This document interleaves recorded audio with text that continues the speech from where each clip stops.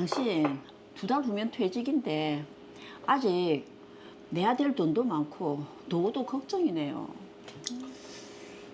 그 퇴직금으로 그 상가 건물 하나 마련하면 어떻겠노? 건물을요? 크진 않아도 골목에 보면은 작은 상가들 많이 있는 오래된 건물 있잖아. 월세를 받아서 그 노후 자금으로 써도 나쁘지 않을 것 같은데.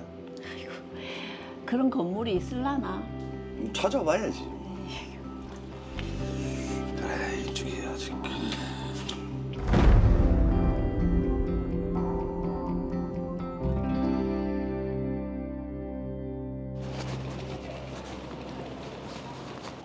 중개사가 오늘 일이 있다고 해서 건물 먼저 둘러보시고 결정하시죠. 네. 크기는 좀 작아도 가게들이 많네요. 예, 좀 낡기는 했어도 병원에 학원도 있고 식당까지 임차인들이 좀 많은 편입니다. 근데 왜 건물을 파시려고? 딸이 LA 사는데 저희가 이번에 그쪽으로 들어가게 됐어요. 아, 예. 이 건물 가지고 월세 수익만 잘 받아도 노후 대비는 걱정 안 하셔도 됩니다. 그렇겠네요. 근데 그 세입자들은 월세를 잘 내는 편입니까? 대부분 성실하게 월세를 내는데 2층 월세가 제일 큰데 손님도 많고 해서 걱정할 일 없을 겁니다.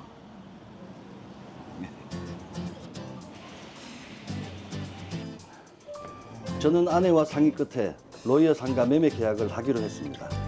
계약은 문제없이 진행됐고 성공적으로 등기까지 이전받았습니다. 이게 상가 임차인들과 맺은 임대차 계약서입니다.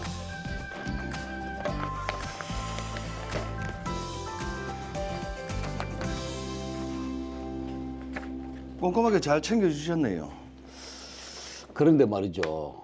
사실 임차인들이 월세를 다들 잘 내지만 유독 1층 식당이 월세를 자주 밀려요. 월세가 300이라고 들었는데요. 예, 맞아요. 그런데 100만 원 줄 때도 있고 나중에 주기도 하는데 지금은 2달치가 밀려서. 아니, 그럼 2달치 밀린 월세는 어떻게 하시려고요? 아이고, 저는 그 돈 포기했습니다. 사장님이 제주껏 잘 받아보십시오. 그래, 이만.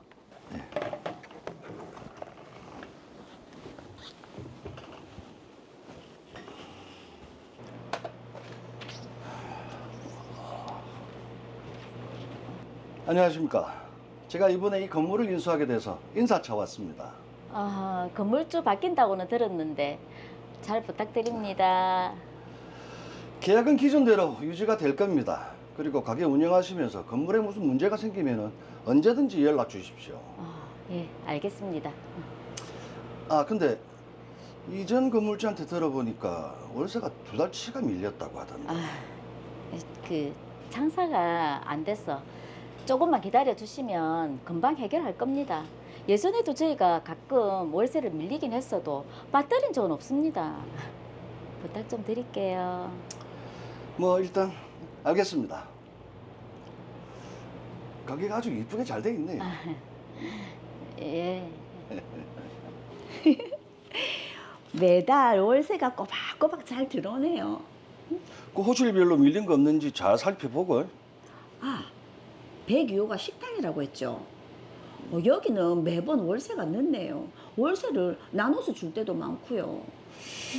야, 거기가 완전 상습이네. 그때 그 건물주가 얘기한 게 이거였구나. 여보, 그게 무슨? 지금 얼마나 밀렸노? 2달치 밀렸네요. 그래? 네.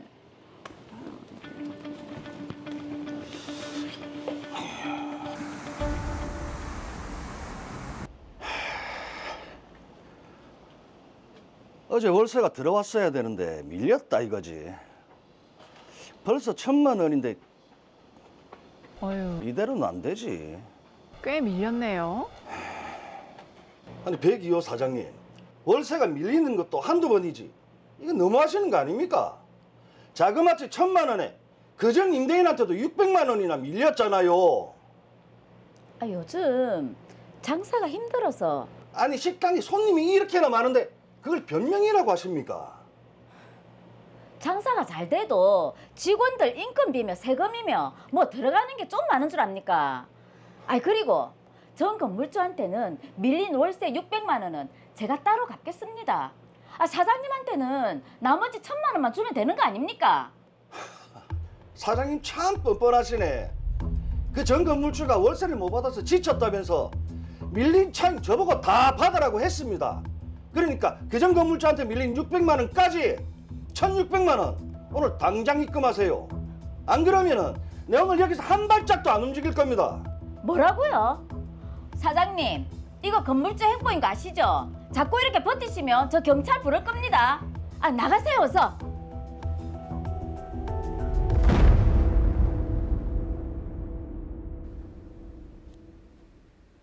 네, 노후를 대비하기 위해서 상가를 이제 매입을 하셔서 지금 임대 수익을 받으려고 한 건데, 자, 월세가 제때 또 들어오지 않아서 고충이 생기신 사건입니다. 네, 그렇습니다. 이제 과거에는 우리가 우스갯소리로 이 건물주가 갑이다. 네. 하늘 위의 건물주.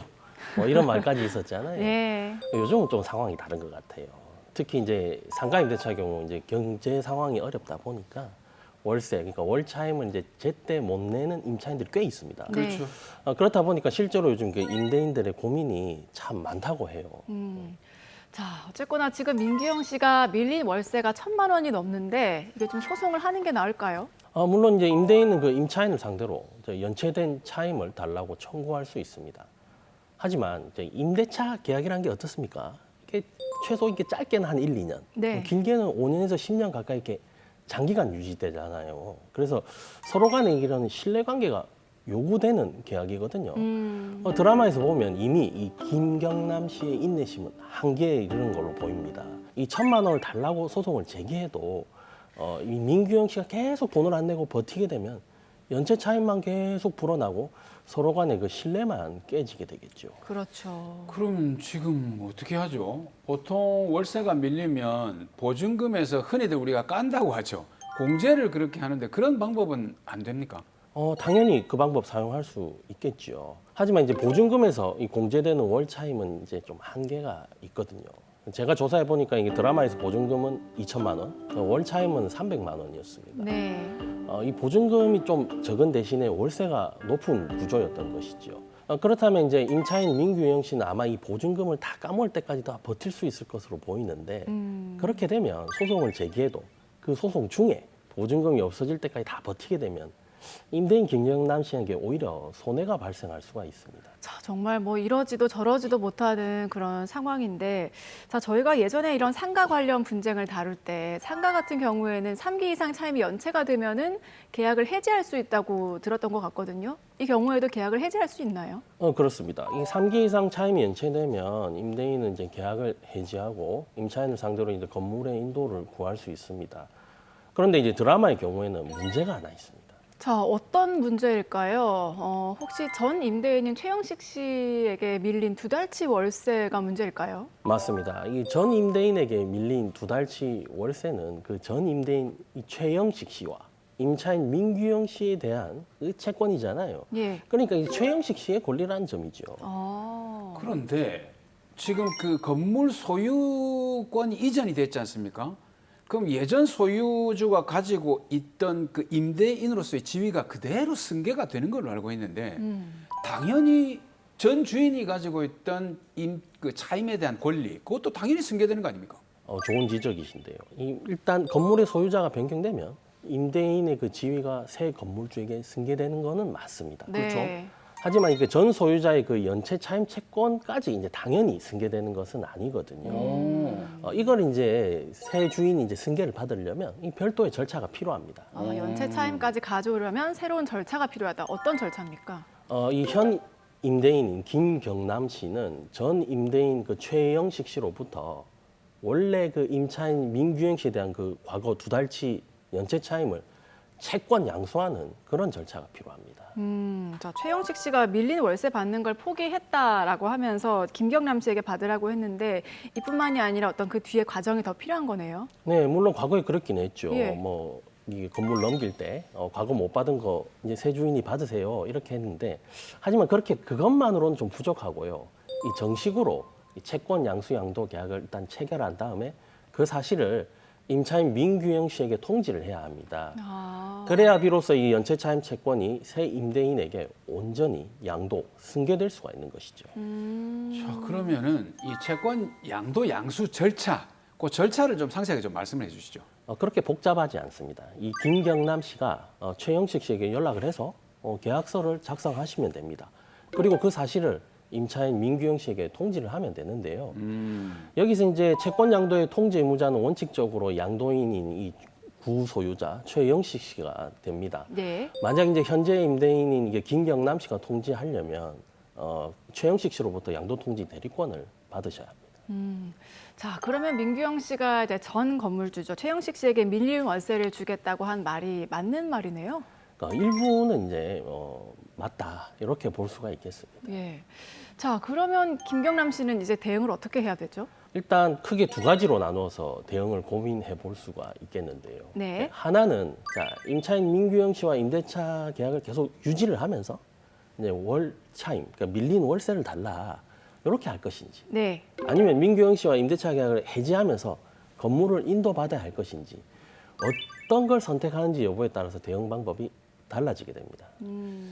일단 임대차를 유지를 하면서 차임을 받아내는 방법, 이게 좀 원만하고 노후 생활 자금을 마련하는 데도 좀 더 유리할 것 같은데 그 방법으로 먼저 한번 볼까요? 그렇죠. 이제 월세 받으시는 목적이 노후 대비용이었으니까요. 그렇죠. 만약에 이제 임대차를 어떻게든 좀 유지하고 월세를 계속 받고 싶다면 김경남 씨는 그냥 이제 밀린 차임을 이제 계산해서 그 돈을 지급해 달라고 청구하시면 됩니다.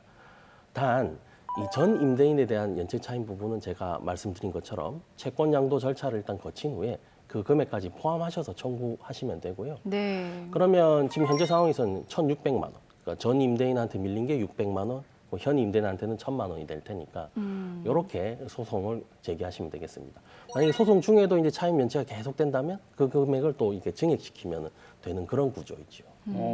자, 그럼 두 번째로 만약에 이게 신뢰관계가 깨졌으니까 계약을 해지하고 건물을 인도받겠다. 이렇게 되면 어떻게 되는 겁니까? 네, 지금 드라마 상황을 보니까 이게 아마도 이 신뢰관계가 이제 좀 깨져서 예. 이 방법을 선택할 가능성이 더 높아 보이긴 해요. 이미 밀린 월세가 3기 이상을 초과했거든요. 차임 연체를 이유로 임대차 계약을 해지하고 건물 인도, 명도 소송을 제기하시면 되겠습니다. 자, 어떻게 해야 될지 김경남 씨의 고민이 참 크실 것 같은데요. 마지막으로 의뢰인이시죠. 김경남 씨께도 한 말씀 더 해주시죠. 네, 제가 이 자리에서 세 가지 당부 말씀을 드리겠습니다. 첫째로 건물의 그 임대인이 변경된 경우에는 현 임대인은 전 임대인의 그 임대인 지위를 승계하지만 전 임대인의 그 임차인에 대한 연체 차임 채권은 채권 양도 절차를 거쳐야 한다는 점을 네. 좀 기억했으면 하고요. 네. 두 번째로 이제 차임 연체가 3기 이상에 이르르면 임대차 계약을 해지할 수 있는데 이때에도 이제 구 임대인에 대한 그 연체 차임에 대해서도 채권 양도 절차가 필요하다는 점 기억하셔야겠습니다. 마지막으로 이제 임차인 민규영 씨를 상대로 임대인 김경남 씨는 연체 차임을 청구할 수도 있고 임대차를 해지하고 건물 인도를 구할 수도 있는데 상황에 지금 비추어 볼 때는 임대차를 해지하고 건물 인도 청구 소송을 제기하는 게 나아 보입니다. 먼저 이렇게 빠른 법적 대응을 위해서는 전문가와 반드시 상의하시는 게 좋겠습니다.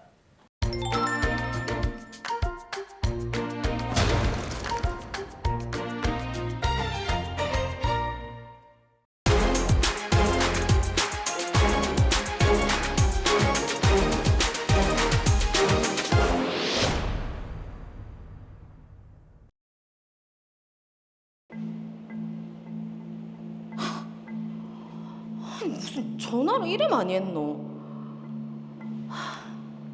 왜 이렇게 전화를 안 받노? 오늘 미나랑 점심 먹는다고 했잖아. 밥 먹느라고 몰랐지. 일부러 안 받은 건 아니고. 아니라니까. 혼이 가방 안에 있어서 몰랐다고. 집에 와서 얘기하자. 빨리 온나?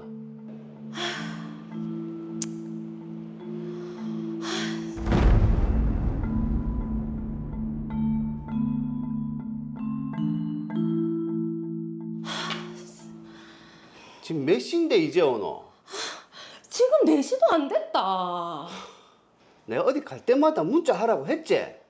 그리고 오늘은 왜 사진 안 찍어 보냈노? 니 내한테 거짓말하고 다른 놈 만난 거 아이가? 좀 의심이 있으신가 봐요. 봐라, 미나랑 점심 먹은 거 맞잖아. 오늘 만나? 좀. 전화하면 바로바로 받아라. 내 약속 있어서 먼저 나간다. 자기는 약속을 하네요. 내 진짜 돌아버리겠다. 광수 때문에. 연락 안 했다고 또 난리치더나. 매일 일거수일투족 감시하고 아니, 자리 옮길 때마다 문자 보내라고 하고. 우리 저쪽 너무 심한 거 아이가? 진짜 또라이라니까. 무섭다. 헤어져라. 진짜 더 이상 이렇게는 못 살겠다. 결혼하면 더 심해질 건데 광수랑 결혼은 아닌 것 같고 헤어지자. 아유, 바로 헤어져야죠.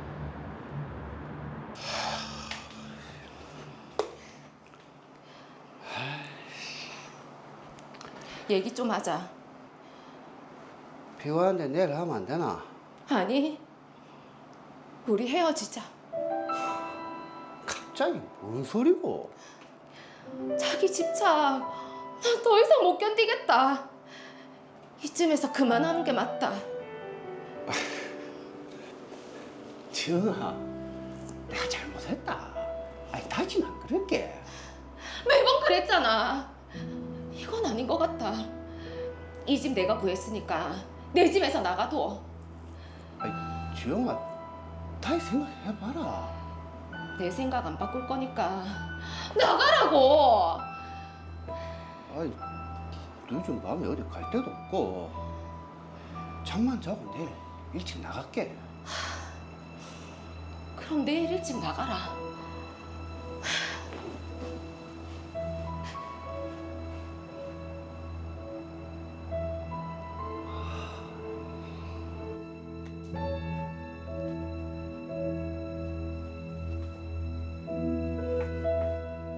뭘 하시려고 들어오셨죠?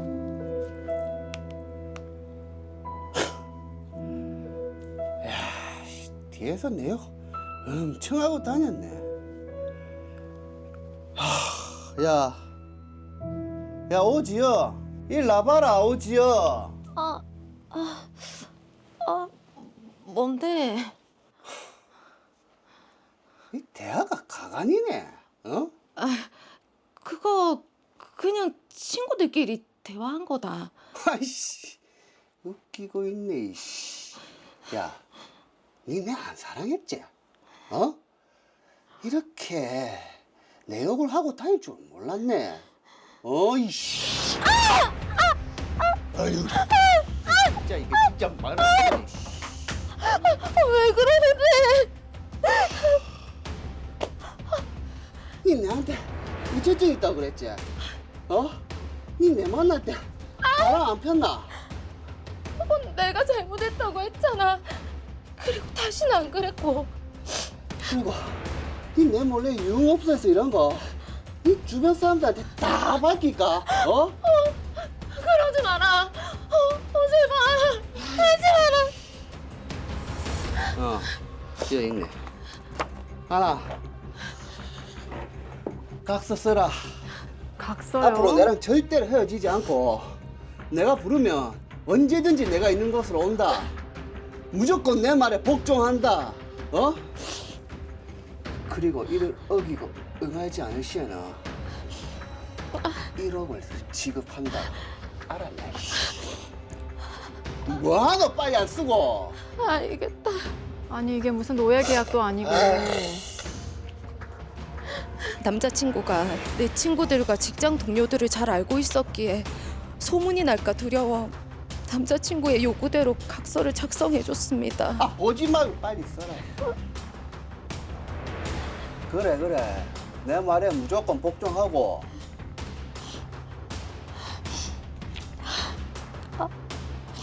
남자친구가 너무 무서워서 어쩔 수 없이 계속 만나고 있었지만 그날 이후 남자친구는 저한테 걸핏하면 폭력과 폭언을 행사했습니다.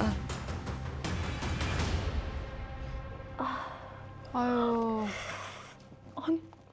이 멍이 다 뭐고? 미나야, 내가 어쩌노? 광수한테 헤어지자고 했더니 내 과거 다른 사람들한테 알리겠다고 하고 조금만 자기 말대로 안 하면 때리고 욕하고. 지영아, 광수랑 헤어지고 그 전에 일단 경찰에 신고부터 해라. 내 무섭다. 내가 도와줄게. 핸드폰 줘봐라.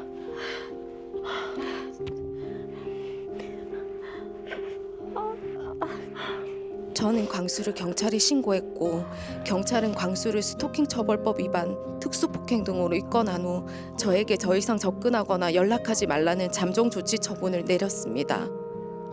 그 인간이 또 니한테 문자 보냈더나. 니한테 연락을 못하니까 계속 내한테 문자 보낸다. 뭐라던데? 니한테 자기는 잘못한 거 없다고 얘기 좀 잘해달라고. 어쩌노 진짜. 미나야, 괜히 내 때문에. 괜찮다. 무시하면 되니까. 야, 니 얼른 집에 들어가라.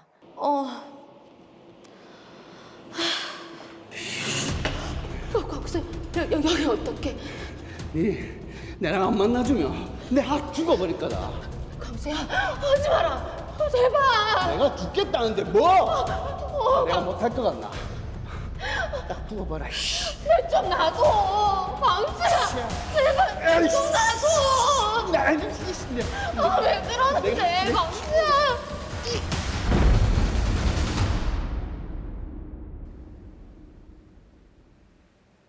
네, 김광수 씨가 뭐 언제 어디서 나타날지를 모르니까 그렇죠. 지영 씨가 굉장히 참 두려운 그런 상황이실 것 같은데요. 네. 자, 송인엽 변호사님, 이 사건 어떻게 보셨습니까? 일단 오지영 씨 상황이 많이 심각해 보입니다. 이 드라마 사례는 전형적인 데이트 폭력 행위입니다.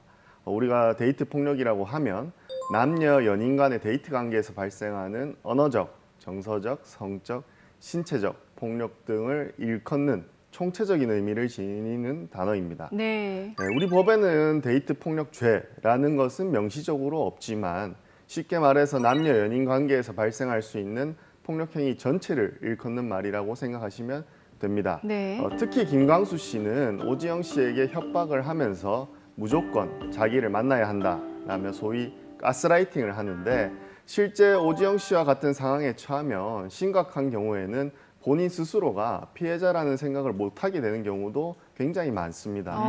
김광수 씨의 말을 곧 진리라고 받아들이게까지 되는데 네. 김광수 씨의 지시, 요구에 계속 따를 수밖에 없게 되면서 결론적으로는 이 사건에서 김광수 씨의 행동은 전형적인 데이트 폭력으로 수많은 죄명으로 처벌받을 것으로 생각됩니다. 자, 수많은 죄명으로 처벌을 받을 것이라고 하셨는데 하나씩 한번 짚어보도록 하겠습니다. 자, 일단 김광수 씨의 만행이 지금 너무 많습니다. 먼저 그 여자친구 오지영 씨 휴대전화를 봤잖아요. 이거는 문제가 안 됩니까? 당연히 문제가 됩니다. 요즘 연인 간의 형사 사건들의 대부분이 이렇게 휴대전화에서 시작되는 경우가 굉장히 많습니다. 네. 몰래 휴대폰을 봤는데 본인에 대한 험담이 있거나 아니면 다른 이성과 다정하게 연락을 하는 등의 내용을 보게 되면서 이제 다툼으로 이어지게 되는데 우리 정보통신망법 제49조에 따르면 누구든지 정보통신망에 의하여 처리, 보관 또는 전송되는 타인의 정보를 훼손하거나 타인의 비밀을 침해, 도용 또는 누설하여서는 아니 된다라고 규정을 하고 있습니다. 즉 연인 몰래 연인 휴대폰 비밀번호를 입력을 해서 오지영 씨가 나눈 대화를 몰래 본 것은 명백히 오지영 씨의 비밀을 침해한 행위입니다. 따라서 김광수 씨는 정보통신망법 위반으로 처벌이 될 것으로 생각이 됩니다. 야, 이게 이제 휴대폰을 몰래 봐서 비밀을 침해해서 정보통신망법 위반으로 처벌은 되는데 그것에 그치지 않고 폭력으로 나아갔어요. 폭행까지 하면서 그러니까요. 야, 이건 좀 더 강하게 처벌을 해야 될 것 같은데요. 맞습니다. 사무장님 말씀대로 강하게 처벌될 것으로 생각이 됩니다. 살펴보면 김광수 씨의 행위는 전형적인 폭행 행위를 넘어서 중한 처벌까지 이어질 수 있는데 대부분의 사람들이 이렇게 휴대전화를 대수롭지 않게 생각을 하고 있습니다. 하지만 우리 대법원 판례에 따르면 휴대전화의 모서리를 이용해서 사람의 머리를 때린 경우에 이 휴대폰을 위험한 물건이라고 보고 특수폭행으로 의유를 하고 있습니다. 네. 이에 더해서 만약에 오지영 씨가 상해 진단까지 받았다면 김광수 씨의 이 행위는 특수상해죄로 의율이 되어서 벌금형이 불가능한 범죄가 되는 것입니다. 네. 게다가 김광수 씨가 오지영 씨를 때린 후에 오지영 씨의 휴대전화를 박살내기도 했는데 이거는 뭐 다들 예상하시다시피 재물손괴죄에 해당합니다. 네. 자, 지금 정리해 보면 정보통신망법 위반 그리고 뭐 특수폭행, 재물손괴까지 정말 다양한데 여기서 끝이 아닙니다. 김광수 씨가 오지영 씨에게도 각서를 쓰게 했잖아요.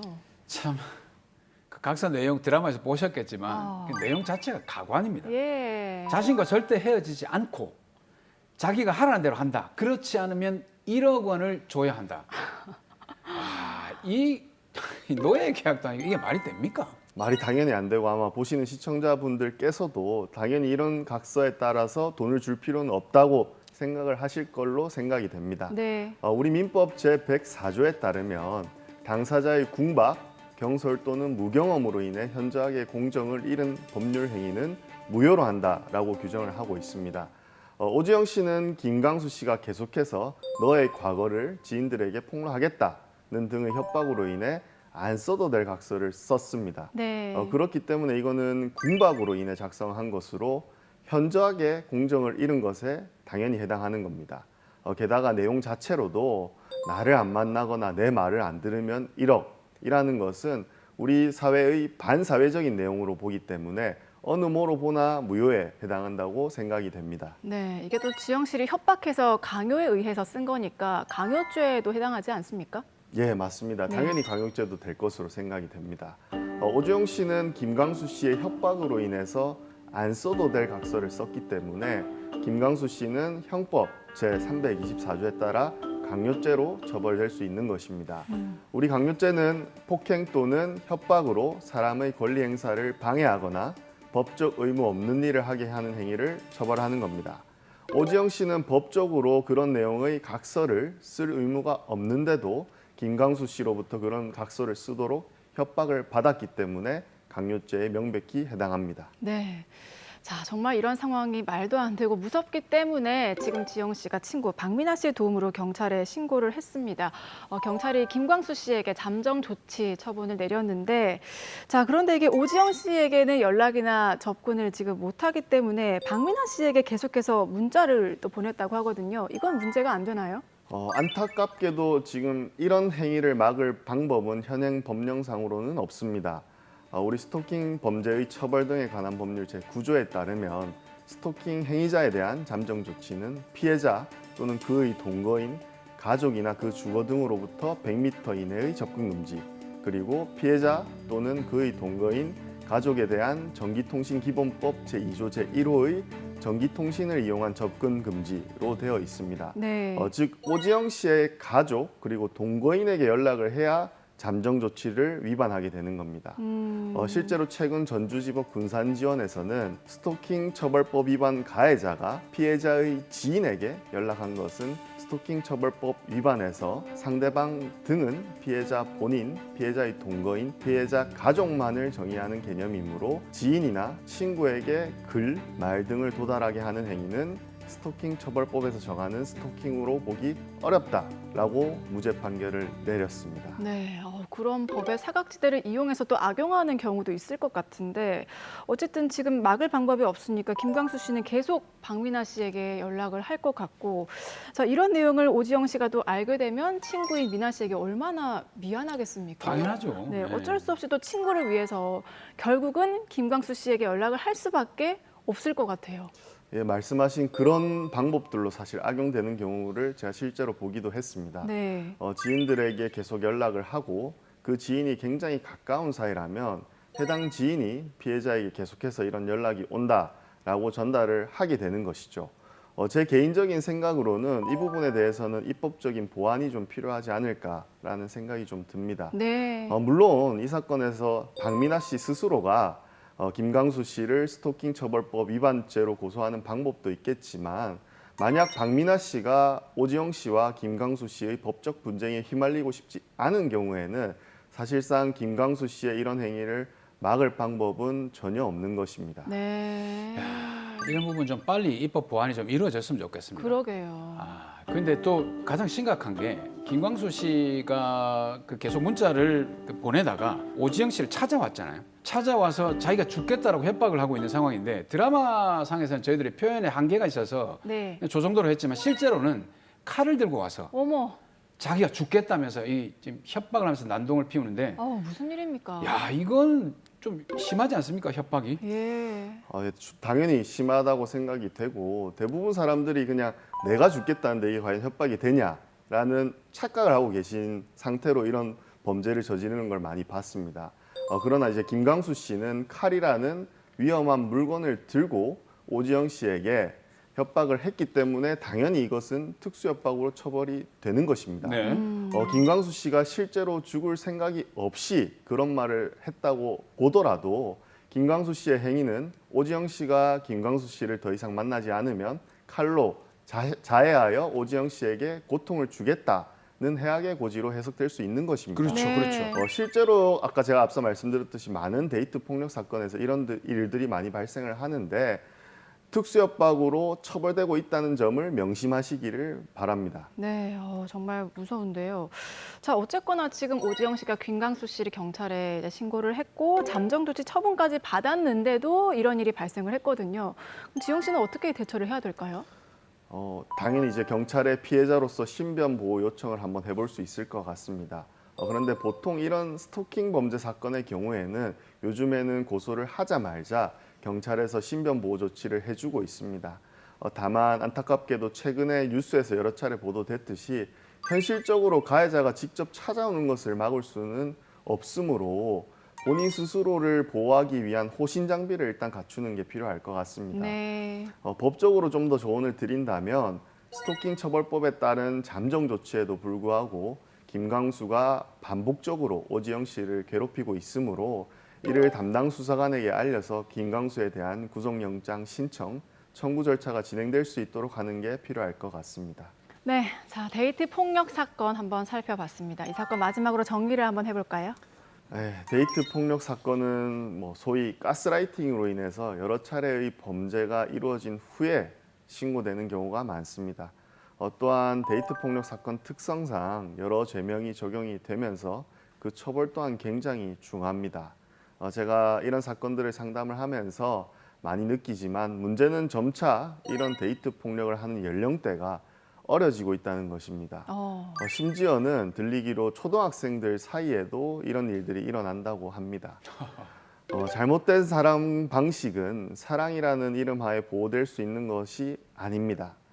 흉악 범죄자가 될 수 있는 일이므로 사랑이라는 이름 하에 잘못된 행동을 하고 있는 것은 아닌지 반드시 자각을 하셔야 됩니다.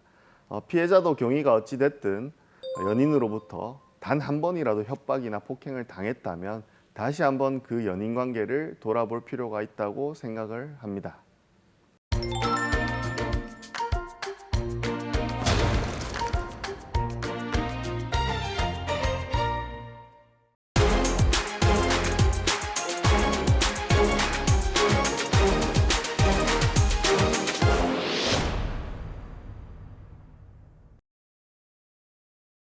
아빠, 여름이라 이거 하나 샀어. 안에 없는 티 내지 말고 깔끔하게 입고 다니세요. 아이고, 우리 딸밖에 없다. 그리고 혹시 다음 주에 시간 좀 내줄 수 있어요? 아무리 바빠도 우리 딸이 시간 내라면 내야지. 나 결혼할 남자친구 인사시키려고. 아, 그때 이야기했던 그 창훈이 가는 그 녀석? 응.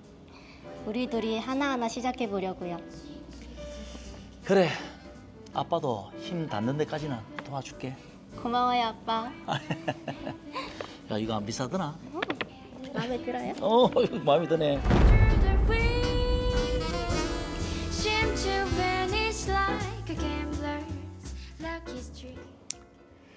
요즘 아파트 값이 장난 아니지? 그게 뭐 하루 이틀 일입니까? 저기 신축은 7억이 넘는다던데. 우리 미나 결혼 자금이라도 좀 보태줘야 될 낀데. 형님, 고명딸 결혼하십니까? 내년 봄에 하기로 했다. 이야, 정말 축하드립니다. 아니, 혼자서도 딸한테 온갖 정성 다 하시더만. 고맙다. 그나저나 어디 돈 좀 벌 데 없나? 우리 같은 직장인들은 로또 같은 거 아니면 뭐 있겠습니까? 주식이라도 한번 해볼까? 영 급하신가 보네요. 요즘은 투자 정보 알려주는 리딩방 같은 것도 있다고 하긴 하던데. 그래? 한번 알아봐야겠네. 저 먼저 갑니다. 그래.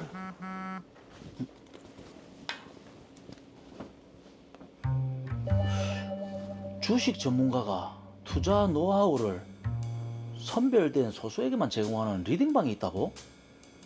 이야, 이거 딱 필요한 정보인데? 한번 들어가 볼까?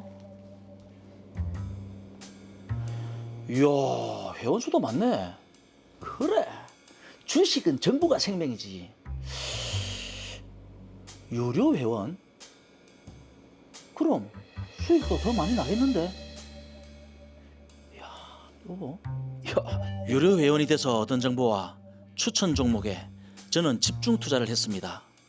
수익이 날 때도 있고 안 날 때도 있었지만 투자에 대한 안목을 넓힌다는 생각으로 월 회비를 내며 꾸준히 활동을 이어갔죠. 그런데 미나 결혼식이 코앞이니까 큰 거 한 방이 필요하지. 미나 결혼 자금으로 준비해둔 5천만 원에 회사에 대출까지 받아서 투자한 거니까 잘 돼야 될 낀데. 아우, 그야말로 영끌하셨네요. 이게 왜 이러지? 갑자기 폭락? 아니, 전문가들이 이건 절대 떨어질 수 없는 거라고 했는데.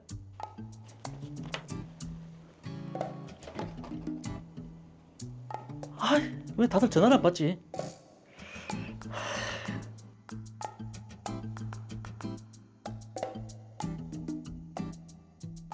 뭐? 작전 세력?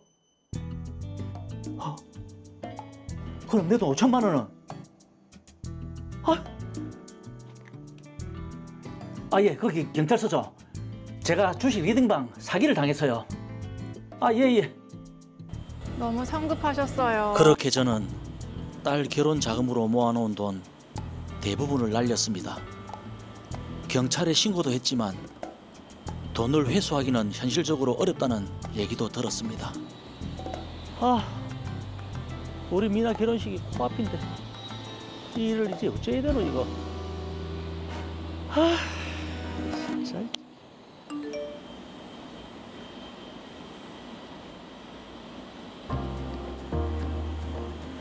아유, 그 와중에 사고가 났어요. 뭐? 사고가 났다고? 보험 처리?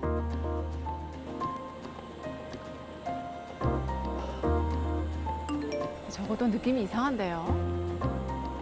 뭐고? 내 통장에서 왜 돈이? 설마?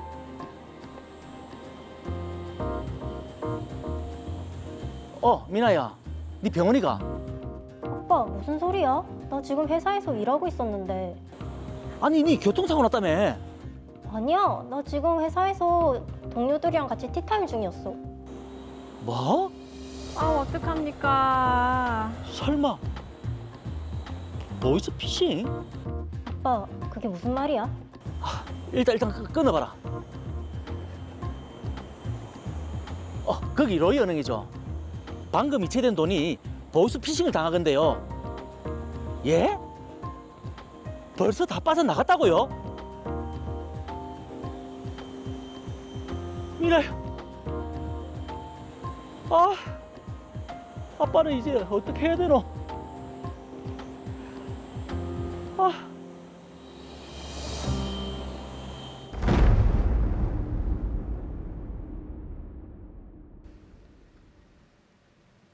네, 그야말로 뭐 엎친데 덮친 격이라고 주식 리딩방 사기에 이어서 지금 보이스피싱 사기까지 당하셨습니다. 이런 일이 다 있네요. 자, 이창희 변호사님 어떻게 보셨습니까? 네, 허정민 씨처럼 사기 피해를 입은 분들이 생각보다 주변에 많이 있습니다. 어디 가서 하소연도 못하고 혼자 끙끙 앓는 분들이 많은 것 같습니다. 네. 근데 좀 더 안타까운 게 뭐냐면 이게 허정민 씨 상황을 좀 알아봤는데 보이스피싱 사기까지 당하면서 이제 빚이 좀 늘어나게 됐잖아요. 그래서 이자라도 좀 적게 내 보려고 대환 대출을 신청을 했는데 네. 설마 여기서 그것도? 또 사기를 당했어요. 아유. 이게 좀 어떡합니까, 변호사님? 네, 사실 허정민 씨의 경우에는 대환대출 사기가 결정타였습니다. 대환대출 사기는 일명 그 통대환이라고 하죠. 새로 대출을 받아서 기존 대출을 갚는 형태인데요. 주로 고금리 또는 다중채무로 인한 불이익을 면하기 위해 하는 경우가 많은 것 같습니다. 네. 그런데 대출은 실행이 됐는데 그 돈이 내 대출 상환에 사용되지는 않고 사기꾼들한테 들어가 버리게 되는 거죠. 그래서 대환 대출을 사기 당하면은 빚이 2배로 늘어납니다. 자, 지금 뭐 주식 리딩방 그리고 보이스피싱 사기로 인해서 늘어난 빚도 있는데 거기에다가 대환 대출로 빚이 2배가 됐다고 하니까 정말 안타까운데요. 뭔가 좀 특단의 대책이 필요할 것 같거든요. 또 대책이 있습니까? 네, 사기꾼들을 잡아서 돈을 받아내는 방법을 알려드릴 수 있으면 참 좋겠지만 쉽지가 않습니다. 특히 리딩방, 보이스피싱, 대환대출 사기처럼 대규모로 조직적으로 이루어지는 경우에는 범인을 잡기가 어렵습니다. 사기 당한 돈도 이런저런 방법으로 돈 세탁이 이루어져서 받아내는 것이 불가능에 가까운 것 같습니다. 자, 그럼 사기꾼을 못 잡아서 돈을 돌려받지 못하면 이 빚을 다 지금 정민 씨가 갚아야 되는 겁니까? 네, 맞습니다. 이런 경우가 가장 안타까운 것 같습니다. 내가 빌려서 내가 쓴 돈 같으면 당연히 내가 갚는 게 맞겠지만 나는 구경도 못 해보고 사기꾼들 배만 불려줬는데 그 돈을 내가 갚아야 된다. 네. 억울하다는 생각이 드는 게 당연합니다. 그럼요. 저희가 그 예전에 방송을 하면서 이게 사기로 인해서 생긴 빚을 개인 회생이나 파산을 통해서 탕감을 받는 그런 얘기를 좀 했던 것 같은데 이 경우에도 좀 가능할까요? 네, 범죄 피해자를 구제해주기 위해서 국가에서 다양한 제도를 마련해두고 있습니다. 한때 전세 사기 문제가 극심했을 때 부산도 심각했죠. 개인회생 특례 제도를 활용해서 전세 사기 피해자들을 구제해준 경우가 있습니다. 사기 범죄의 피해자로 인정이 되는 경우에는 개인회생이나 개인 파산 자격 요건에 부합이 되면 빚을 탕감받을 수 있습니다. 자, 근데 정민 씨는 지금 뭐 주식 리딩방 사기뿐만이 아니라 보이스피싱 거기다 대환 대출 사기까지 당했거든요. 이게 개인 회생이나 파산을 진행하게 된다면 일반 그런 절차와는 좀 다를 것 같은데 어떻습니까? 네, 절차가 크게 다르지는 않습니다. 네, 다만 채무가 생기게 된 원인이 다른 사람들하고 다르니까 네. 그에 맞게 준비를 하셔야 됩니다. 가장 큰 문제는 사기 당한 돈 이걸 되찾을 수 있을지 언제 얼마나 되찾을 수 있을지 모르지만 되찾을 가능성이 있다는 겁니다. 받을 돈, 즉 내 재산으로 분류되는 채권이 있다라고 본다는 거죠. 그러니까 이게 개인 회생을 할 때 청산 가치, 그러니까 내가 가지고 있는 재산보다는 좀 더 많이 갚아야 된다.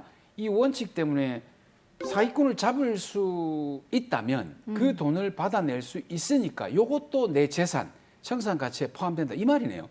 네, 정확합니다. 자, 그렇게 된다면 개인 회생을 하더라도 채무 탕감은 사실 못 받는 거 아닙니까? 네, 그럴 가능성이 있다는 게 좀 문제입니다. 그래서 중요한 포인트가 이 채권이 회수 가능한 채권이냐에 대해서 법원에서 납득할 수 있도록 설명을 잘 하셔야 됩니다. 허정민 씨의 경우에는 리딩방, 보이스피싱, 대환대출 이 사기건 모두 경찰서에 신고를 하셔야 하고 조사도 성실하게 받으셔야 됩니다. 보통 사기당한 뒤에 범인을 잡을 가능성이 희박하고 돈도 못 찾는다는 이야기를 들으면 그냥 포기해버리는 경우가 많은데 네. 절대 그렇게 하시면 안 됩니다. 돈을 받아내지 못하더라도 본인의 범죄 피해 사실을 수사기관 등에 알리고 범인을 잡기 위한 노력, 돈을 돌려받기 위한 노력을 하셔야 됩니다. 내가 할 수 있는 노력을 다 했는데도 불구하고 돈을 돌려받지 못했다라는 사정이 인정되어야 국가에서도 도움을 줍니다. 네, 일단 내 권리를 찾기 위해서 노력을 해야 된다는 말씀이신데 일단은 정민 씨는 무조건 경찰서에 신고를 하셔야 될 것 같고 그 이후에는 그럼 어떻게 하면 될까요? 네, 법원에 사정 설명을 잘 하셔야 됩니다. 제3자인 법원에서는 허정민 씨에게 어떤 사정이 있었는지 정확하게 알지를 못합니다. 네. 그래서 법원에 최대한 자세하게 설명을 하셔야 하고 근거 자료도 충실하게 제출하셔야 됩니다. 경찰에 신고한 내용이나 조서 등은 매우 유력한 근거 자료가 됩니다. 자, 일단 그럼 뭐 근거 자료를 제시해서 허정민 씨가 얼마를 갚느냐. 이게 굉장히 중요한 부분인데 제가 좀 알아보니까 정민 씨가 아파트 전세 보증금이 있는데 2억입니다. 네. 그 중에서 1억은 대출이고요. 그리고 준준형 SUV 한 대를 보유를 하고 있고 거기 예적금은 아까 뭐 보이스피싱 사기를 당해서 하나도 없고 네. 생활비로 쓰기 위해서 자유입출금 통장에서 500만 원. 요게 전부입니다. 네, 개인회생의 제1원칙이죠. 청산가치 보장의 원칙에 따라 살펴봐야 됩니다. 개인회생을 통해 빚을 탕감을 받더라도 최소한 내 재산보다는 많이 갚아야 된다라는 원칙인데요. 허정민 씨의 경우에는 전세자금 대출에 질권이 설정되어 있다고 치고 전세 보증금 1억 원에 차량 예금 합해서 약 1억 2천만 원 정도의 재산이 있는 것으로 평가가 됩니다. 따라서 허정민 씨는 36개월에서 60개월에 걸쳐서 1억 2천만 원 가량을 변제하셔야 될 것 같고 소득에 따라 매달 200만 원에서 300만 원 가량을 변제하셔야 될 것으로 보입니다. 네, 이게 개인 회생을 하더라도 적지 않은 돈을 갚아야 되네요. 네, 그래도 허정민 씨가 원래 마이너스 통장이나 신용카드로 한 4천만 원, 그리고 뭐 이번에 리딩방 사기로 뭐 5천만 원, 네. 보이스피싱으로 한 1천만 원, 예. 대환 대출로 한 1억 2천만 원, 합계 약 한 2억 2천만 원 가량의 채무가 있었는데 그중에 절반 가량의 채무는 그래도 좀 탕감을 받을 수 있을 것으로 보입니다. 자, 그렇다 하더라도 매달 200~300만 원을 내려면 사실 적지 않은 돈이잖아요. 큰 크죠. 돈인데 자, 이 변제금을 좀 줄일 수 있는 방법은 없는지 궁금합니다. 지금 결혼을 앞둔 딸이 또 같이 생활을 하고 있는데 최저생계비에 지금 이런 부분은 반영이 안 될까요? 네, 그 개인 회생에서는 자녀가 성인인 경우에는 기본적으로 스스로 경제 활동을 할 수 있다라고 봐서 부양가족에서 제외하는 것이 원칙입니다. 네. 다만 최저생계비 이외에 추가생계비라는 게 있습니다. 그래서 추가생계비로 인정받을 수 있는 부분이 있는지 확인해 볼 필요는 있을 것 같고요. 추가생계비가 조금이라도 뭐 인정이 되면은 조금이라도 월 변제금을 줄일 수 있을 것 같습니다. 딸 결혼하는 결혼 비용 추가 생계비로 좀 인정받도록 좀 도와주십시오. 한번 도와주십시오. 변호사님께서. 근데 지금 우리가 지금 사기를 당한 그 피해자를 보고 있지 않습니까? 사기를 당해서 개인 회생이나 파산까지 간다. 근데 사기가 보니까 2중, 3중으로 사기가 엮여 있다. 사실 이게 현실적으로 일어날 수 있나라는 생각이 드는데 실제로 이런 일이 많이 있습니까, 변호사님? 네, 이번 사건처럼 사면타죠, 뭐 3건 연달아 사기를 당하는 경우는 잘 없는 것 같긴 합니다. 그런데 2건 연달아 사기를 당하는 경우는 좀 생각보다 많이 있는 것 같습니다. 그래요? 주로 신용이 좋지 않아서 일반적으로는 대출을 받기 힘든 분들이 특히 보이스피싱이나 뭐 대환대출 사기에 많이 당하시는 것 같습니다. 이런 사기는 경제적으로 힘든 상황에서 지푸라기라도 좀 잡아보려는 사람을 한 번 더 구렁텅이에 밀어넣는 겁니다. 정신적으로 큰 충격을 받고 상담하러 오시는 분들이 많이 있습니다. 네. 자, 그래도 포기하지 마시고 변호사님 말씀처럼 좀 범인을 잡고 돈을 돌려받으려고 노력을 하시다 보면 또 그 이후에 방법들이 생기는 거니까요. 그렇습니다. 네, 절대 포기하지 마시고 끝까지 노력을 해보시기 바랍니다. 자, 마지막으로 의뢰인 허정민 씨께 또 한마디 더 해주시죠. 네, 전화위복이라는 말씀을 드리고 싶습니다. 정신적으로 매우 큰 충격을 받으셨을 것 같고 따님 결혼을 앞두고 엄청난 절망감을 느끼고 계실 것 같습니다. 자책도 많이 하시고 억울함에 잠 못 자는 나날이 이어지지 않을까 감히 추측해 봅니다. 그래도 사랑하는 따님과 함께 앞으로 오래오래 행복하게 사셔야 하지 않겠습니까? 따님하고 새로 가족이 될 사위분과 함께 이 위기를 함께 극복해 나가는 과정에서 더욱더 단단한 가족이 될 것이라고 믿습니다. 경찰 신고 등 본인이 할 수 있는 일을 일단 최선을 다해 하시고 개인회생을 통해 국가의 도움을 받아 사기 범죄로 인한 피해를 일부라도 구제받으시기 바랍니다.